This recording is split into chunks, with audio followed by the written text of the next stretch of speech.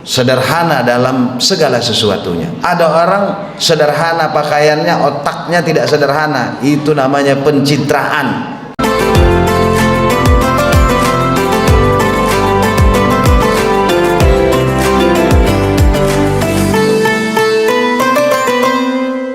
Assalamualaikum warahmatullahi wabarakatuh. Innal hamdalillah wassalatu wassalamu ala Rasulillah wa ala alihi wa sahbihi wa mawala. La haula wa la quwwata illa billah. Qala Allah Ta'ala fi kitabihil karim, a'udzu billahi minasy syaithanir rajim. Syahrul Ramadan alladzi unzila fihi al-Qur'an hudal lin-nasi wa bayyinatin minal huda wal furqan. Faqala Rasulullah sallallahu alaihi wasallam, man shama Ramadana imanan wa ihtisaban ghufira lahu ma taqaddama min dzambi. Faqala Rasulullah, man kharaja talabul ilmi fahuwa fi sabilillahi hatta yarji'. Sadaqallahul azim wa sadaqa rasuluhun nabiyyul karim wa nahnu ala dhalika minasy syahidin wasyakirin walhamdulillahi rabbil alamin. Baik bapak-bapak, ibu-ibu, bagaimana kabarnya? Sehat? Ada puasanya yang tinggal? Hah? Tunjuk tangan. Ada yang tinggal puasa? Ada ya? Bagus. Mana boleh tinggal puasa. Tidak ada alasan kita untuk tidak meninggalkan, untuk tidak berpuasa. Bahkan Rasulullah Shallallahu Alaihi Wasallam sendiri mengatakan, puasa yang ditinggal dengan sengaja tanpa uzur tidak dapat diganti dengan berpuasa seumur hidup. Bayangkan bagaimana pentingnya, bahkan berpuasa ini membuat kita sehat. Kan saya kan kerja di rumah sakit Pak, di RSUD itu, di Pacuan Kuda. Itu kalau pasien mau dioperasi, itu disuruh puasa itu. Mungkin bapak-bapak ada yang pernah dioperasi di sini. Kata dokter, Pak, besok bapak mau dioperasi sekitar 3 jam 4 jam. Terus bagaimana dok saya harus lakukan? Bapak puasa, kata dokter. Baik dokternya muslim maupun dokternya non muslim menganjurkan berpuasa. Kenapa demikian? Karena puasa itu membuat kita sehat. Tidak pernah saya dengar dokter bilang besok bapak mau dioperasi, karena bapak mau dioperasi bapak harus fit, makan banyak-banyak, kalau perlu 3 bakul. Enggak pernah. Puasa disuruh, karena berpuasa itu membuat kita sehat. Oh, Ustadz, tapi saya lemes puasa. Membuat kita lemes itu nafsu kita yang buat kita lemes. Contoh, ada orang nggak kerja, nganggur. Ada juga yang kerjanya megang pulpen tok, tapi dia nggak sanggup puasa. Ada orang kuli bangunan, sanggup dia puasa, yang biasanya setiap hari dia menghabiskan air 2 dirigen apa namanya itu, kalau dirigen mah ini ya 2 galon dah, 2 galon, tapi dia sanggup berpuasa. Karena puasa ini memang benar-benar panggilan iman. Sebagaimana ayat yang kita semua hafal dalam surah Al-Baqarah 183, kata Allah, ya ayyuhalladzina amanu kutiba alaikumus siyam kama kutiba alal ladzina min qablikum la'allakum tattaqun. Hai orang-orang yang beriman, Allah tidak katakan ya ayyuhal muslimun, Allah tidak katakan ya ayuhan nas, tapi Allah katakan ya ayyuhalladzina amanu. Karena memang orang yang berimanlah yang mampu menjalankan ibadah puasa ini dengan sebaik-baiknya. Oh, ada orang Ustadz gak sholat, puasa kuat. Belum dikatakan orang beriman. Yang dimaksud berpuasa ini bukan hanya sekedar menahan haus dan lapar saja. Sebagaimana Rasulullah katakan, betapa banyak nanti umatku yang dia puasa hanya mendapatkan haus dan lapar saja, tapi dia tidak mendapatkan apa-apa dari puasanya itu. Karena kita berpuasa ini diperintahkan untuk menahan segala sesuatu yang halal, bukan menahan segala sesuatu yang haram. Babi haram, gak perlu bulan Ramadan udah pasti haram itu. Minuman khamar, arak haram, gak perlu puasa, gak perlu bulan Ramadan udah pasti haramnya. Tapi jus mangga begitu lezat dan nikmat, halal itu. Tapi kalau siang haram. Kalau apalagi rendang nikmat, kalau siang hari haram. Nah, saya ingin kupas sedikit apa itu haram. Haram artinya apa, Pak? Haram artinya apa? Hah? Hah? Selama ini kita tahu nggak apa itu haram? Makna haram itu. Masjidil Haram, andai haram artinya tidak boleh, berarti Masjidil Haram masjid tidak boleh itu. Iya. Istri dipanggil harim kalau bahasa Arabnya. Istri yang nggak boleh. Apa itu haram? Haram itu secara makna artinya dihormati, yang dimuliakan, itu haram. Allah haramkan segala sesuatu kepada kita karena Allah ingin menghormati kita sebagai makhluknya. Semua makhluk yang ada di muka bumi ini, yang paling mulia adalah manusia. Semakin tinggi kemuliaan seseorang, semakin banyaklah haramnya. Contoh, maksudnya tidak bolehnya, tidak boleh yang dimuliakan maksudnya. Saya kan memimpin pondok pesantren di umpama di Araisyah kemarin. Datang tamu saya, ada seorang kiai. Kata kiai, Ustadz saya mau buang air kecil. Tiba-tiba dia mau buang air kecil di kamar mandi santri. Saya larang, nggak boleh, haram itu. Kenapa saya larang? Karena saya ingin memuliakannya.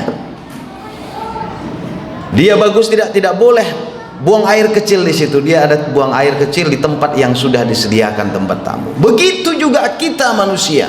Segala sesuatu yang diharamkan Allah bukan maknanya tidak boleh saja, tapi maknanya Allah ingin muliakan kita dengan kita tidak konsumsi itu.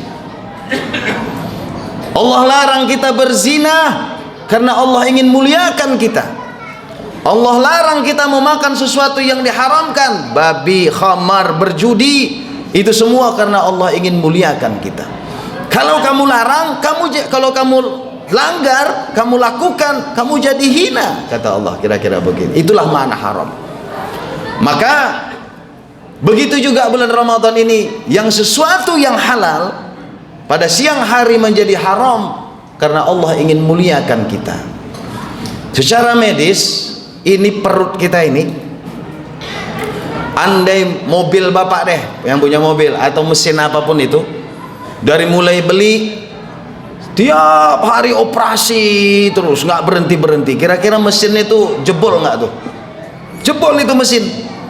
Nah, kita pada bulan Ramadan ini setahun sekali, bahkan ada sunnahnya sepekan 2 kali, yaitu Senin Kemis kita puasa.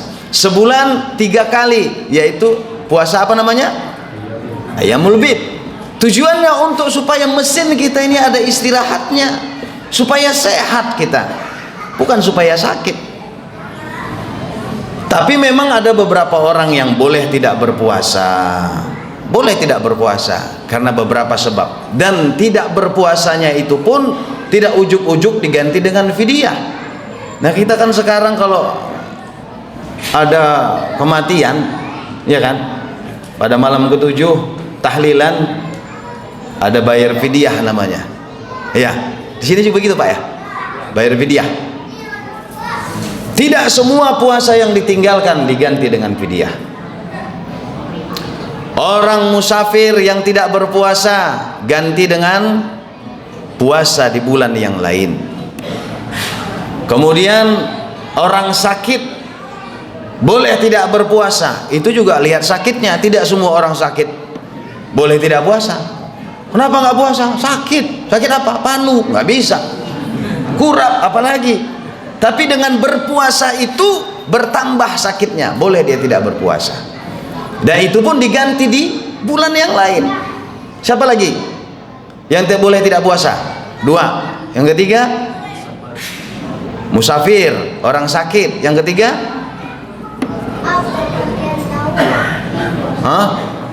orang hamil, ya kan?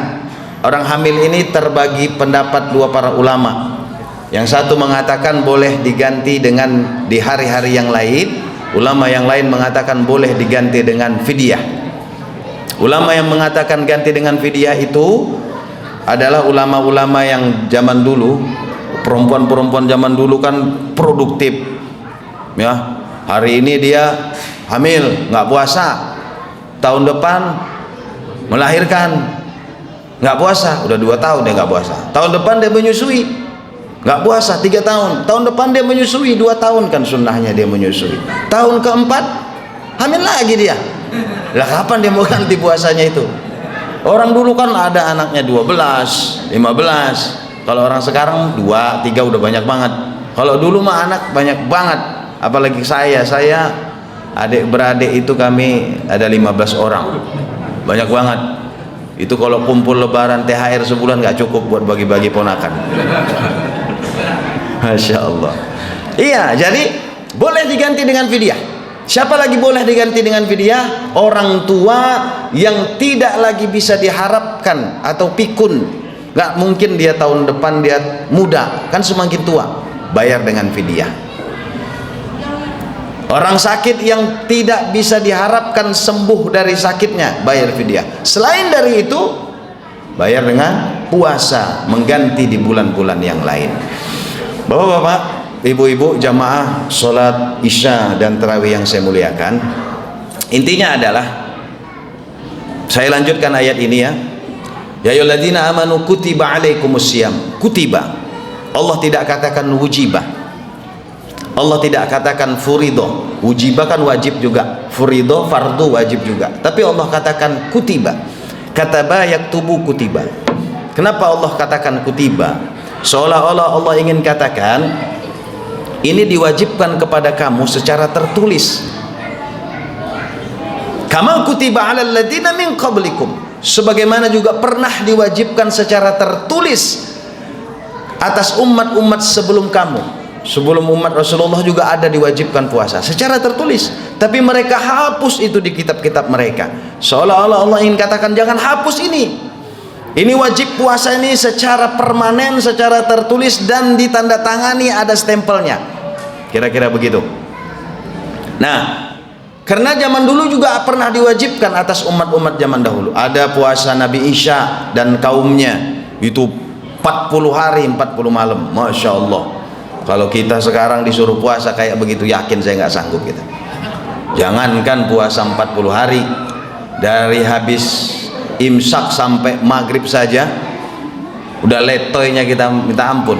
Apalagi jam 2 siang terik panas, melihat ada teko berkeringat, kan ada teko berkeringat itu, waduh, melihat air kali aja udah kayak melihat sirup kita. Masya Allah. Nah, apalagi 40 hari diwajibkan. Ada dulu puasa namanya puasa Nabi Daud, itu diwajibkan atas Nabi Daud dan umatnya. Sehari puasa, sehari tidak, sehari puasa, sehari tidak, begitu kan.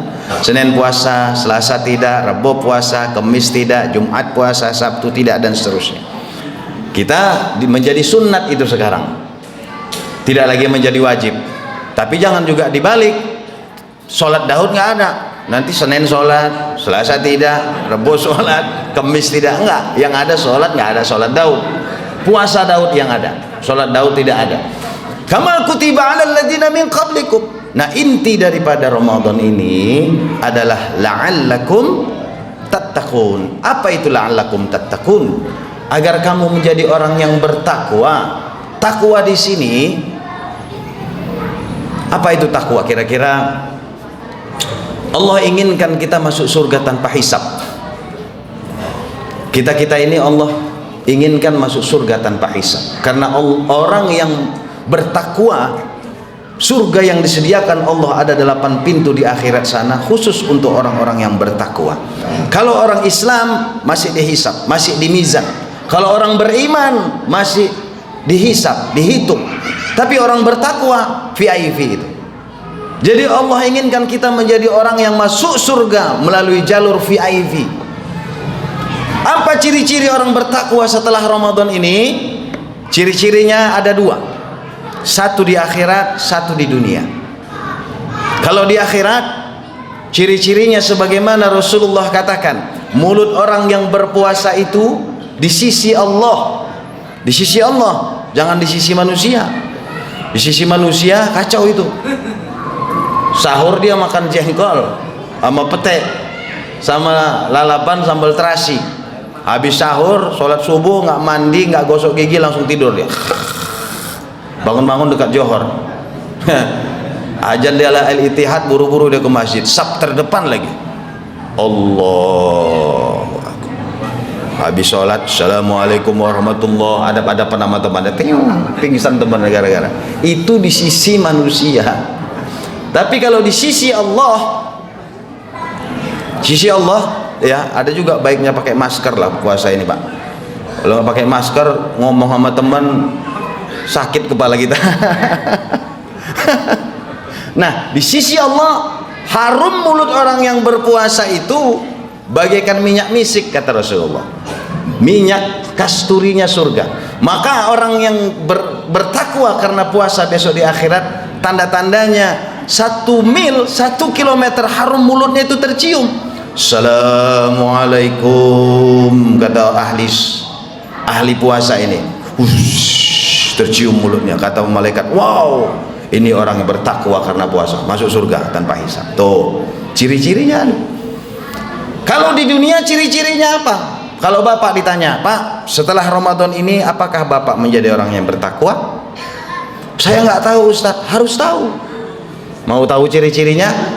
Ciri-cirinya adalah setelah Ramadan ini selesai, kita tidak lagi serakah kepada yang halal dan benci kepada yang haram. Saya ulangi, ciri-ciri orang bertakwa setelah puasa ini, tidak lagi serakah kepada yang halal dan benci kepada yang haram. Jika setelah Ramadan ini masih serakah dia kepada yang halal, belum sukses Ramadannya. Jika setelah puasa ini dia masih senang sama yang haram, nggak benci sama yang haram, maka belum sukses puasa Ramadannya. Kenapa demikian? Jangankan yang haram, yang halal saja kita dibatasi untuk dilatih supaya setelah selesai Ramadan ini akhlak kita, orang-orang yang korupsi sonono, berhentilah korupsi setelah Ramadan ini. Karena kalau dia masih korupsi, sia-sia puasanya selama sebulan penuh itu, gak ada artinya itu. Bagaimana Rasulullah katakan, dia hanya akan mendapatkan haus dan lapar saja. Mudah-mudahan setelah Ramadan ini selesai, kita menjadi orang yang bertakwa. Orang bertakwa menjadi orang yang selalu sederhana. Sederhana bukan saja dalam berpenampilan, sederhana dalam berpikir, sederhana dalam bertindak, sederhana dalam segala sesuatunya. Ada orang sederhana pakaiannya, otaknya tidak sederhana, itu namanya pencitraan. Sederhana yang sebaiknya adalah sederhana dalam segala hal. Pikirannya sederhana, hatinya sederhana, matanya sederhana, pendengarannya sederhana, pakaian dan penampilannya sederhana. Maka itulah orang-orang yang sukses setelah Ramadan ini, dan itulah ciri-ciri orang yang bertakwa setelah bulan suci Ramadan ini. Ini saja dulu kultum yang dapat saya sampaikan. Kalau panjang-panjang nanti orang bapak-bapak bosan lagi, dan amplopnya juga nggak nambah, ngapain lama-lama. Terima kasih atas segala perhatian, mohon maaf atas segala kekurangan. Usikum wa nafsi bittaqullah. Assalamualaikum warahmatullahi wabarakatuh.